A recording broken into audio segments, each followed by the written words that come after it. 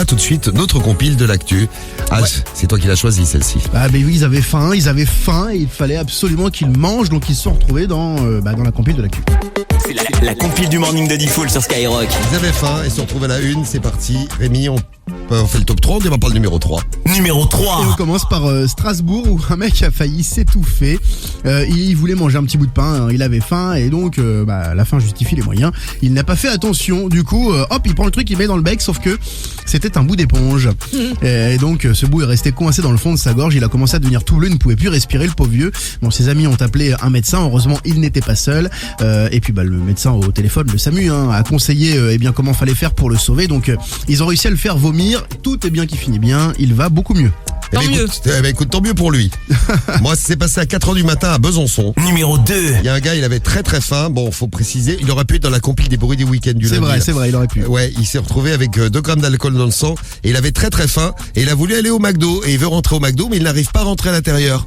Pourquoi n'arrive-t-il pas à rentrer à l'intérieur? C'est fermé. Voilà, parce qu'à 4h du matin, le McDo est fermé. Donc lui a continué à taper sur la devanture du McDo, ça faisait du bruit, ça réveillait les gens. Les gens ont appelé la police est arrivée. Et il a déjà tenté de fuir. Malheureusement, dans l'état dans lequel il a pas fui trop longtemps. Il s'est fait arrêter par la police. Il a été placé en garde à vue et a donc dit à la police: écoutez, j'ai faim. Bah oui. Il avait faim. Il l'a dit en grésillant comme ça. Oui, j'ai faim.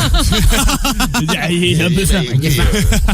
J'ai faim. Bon, il a dû rembourser les travaux pour réparer la porte du McDo qui avait pris cher quand même. Ah bah ouais. Ouais, lui aussi il a pris cher après.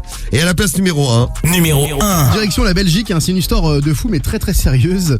Alors c'est un détenu, il doit se faire juger. Il est détenu au Lantin pour ceux qui connaissent. Et donc il doit comparaître devant le tribunal correctionnel puisqu'il a volé une voiture. À ce moment-là, il est déjà en détention, donc il doit quitter la prison pour aller au tribunal. Il a déjà été condamné à 17 reprises, dont 16 fois pour des faits de vol. Eh bien, il n'a pas voulu se rendre au jugement. Il a vraiment tapé une crise. Il a dit à son avocat: tu me représentes, parce que c'était le jour des frites à la cantine de la prison, vraiment. C'est une histoire belge. C'est une histoire belge.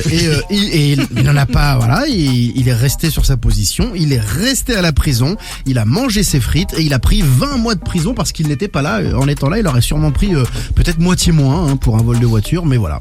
Il pourra profiter des frites à la prison. C'est ça. Donc il est content. Il est content. Des frites.